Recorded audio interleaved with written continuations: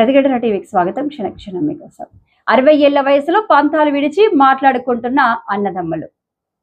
రాజన్న సిరిసిల్ల జిల్లా కోనరావుపేట మండల కొలనూరు గ్రామంలో అన్నదమ్ములు మామిండ్ల నాగయ్య, మామిండ్ల రాములు చిన్న చిన్న విభేదాలతో 10 ఏళ్ల క్రింద విడిపోయారు.